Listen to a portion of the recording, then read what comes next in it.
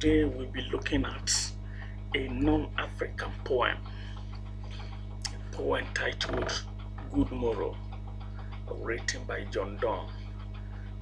In this video we'll be looking at the stanza by stanza analysis of the poem, and then in the subsequent video we'll be looking at the themes and the poetic devices used in the poem. So you can subscribe to the channel and click the notification bell so that when the next video is uploaded you will get notified. Who is Donne?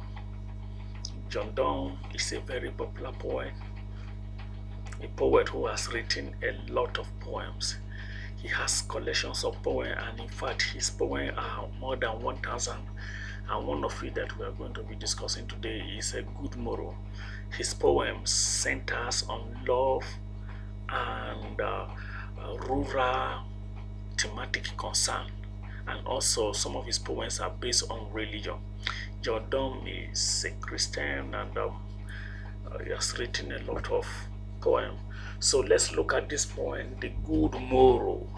The Good Morrow, looking at the title, is like good tomorrow.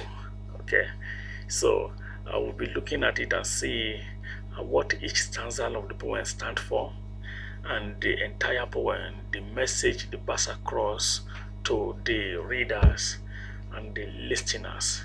So this poem is an outbid. It's a love poem. It's a poem that compares love between a man and a woman to that of religion and tradition.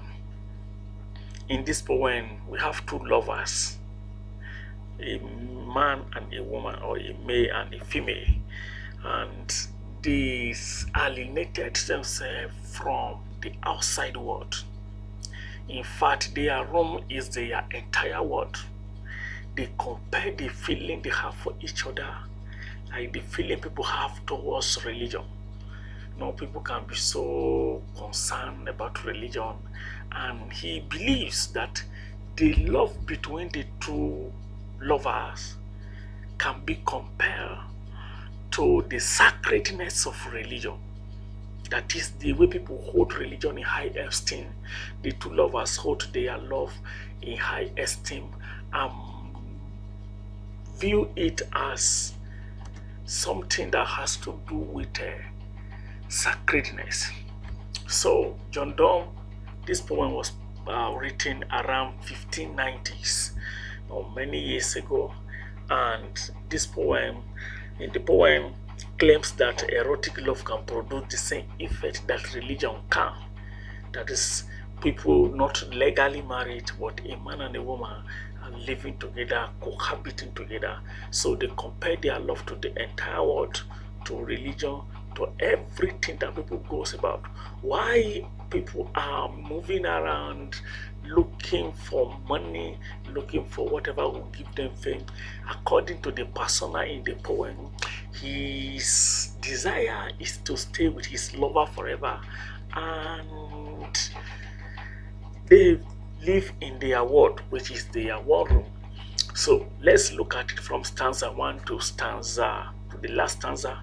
So I wonder by my throat what thou and I did to we love, where we were not went till then. That what were they doing?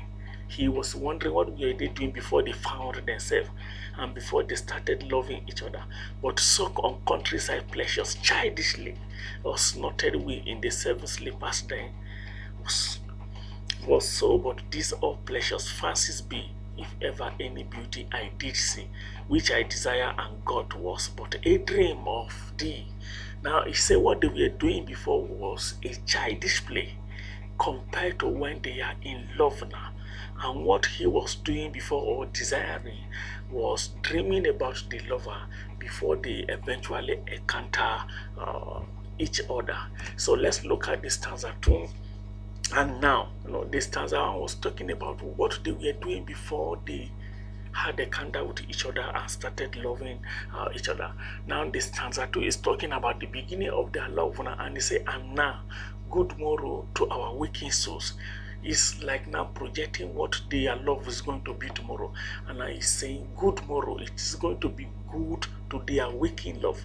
Now that they are in love, it is going to be, there is good omen, it's going to be good tomorrow, which watch not on another out of fear. That is because they love each other, they do not fear, or the love drive away fear. For love, all love of sight control, and make one little room and everywhere. Let's see discovers to a new world have gone, and let map to order. So this stanza is talking about the love they have for each other, that love can make even a single room or a little one room apartment to be like the entire world, to be even larger than sea, because of the love and dream they have for each other. So in this poem, let's look at stanza 3. So my face in thy eye, thy in my appears. Now it's a point of realization of how deep they love each other, and through playing hard do in the face at rest.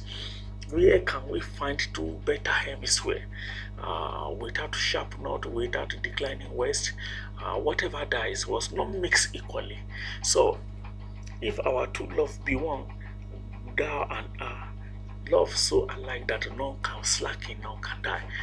So the persona believes that whatever dies is not love. According to him, love does not die, and whatever is mixed together does not die.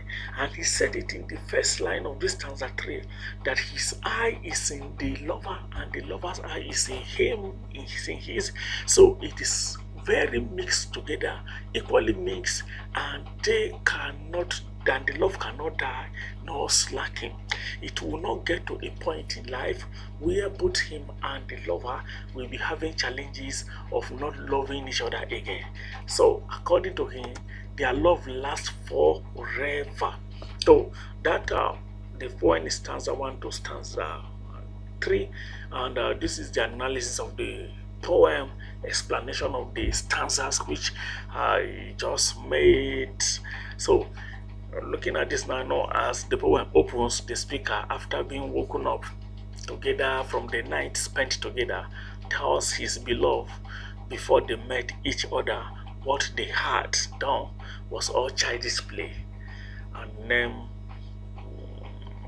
he reflects that those part of their lives to be as worthless as the one spent in slumber, that is when they were not loving each other. So it was like they were living a wasted life according to the persona. So but now they are happy together because they love each other. They are now in good love, so they are now complete, and other beauties of the materialistic world do not distract them.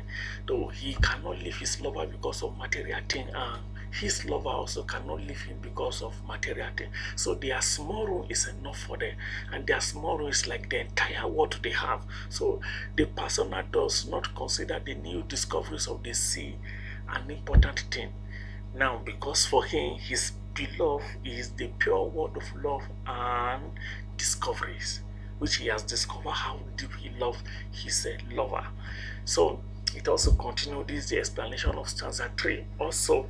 So you can also read this. So the persona also said that when two things mix, they are pure, they love each other. They could not be slacking or weak because it is equally mixed. And yes, we'll be discussing the theme of the poem in the next video. In the next video, like you can see theme of love. Now we are going to be starting with theme of love in the next video. So you subscribe to the channel and also click the notification bell so that you get notified when the other video will be uploaded. So make sure you watch the second video, which discusses the theme and the poetic devices used in the poem. Thank you.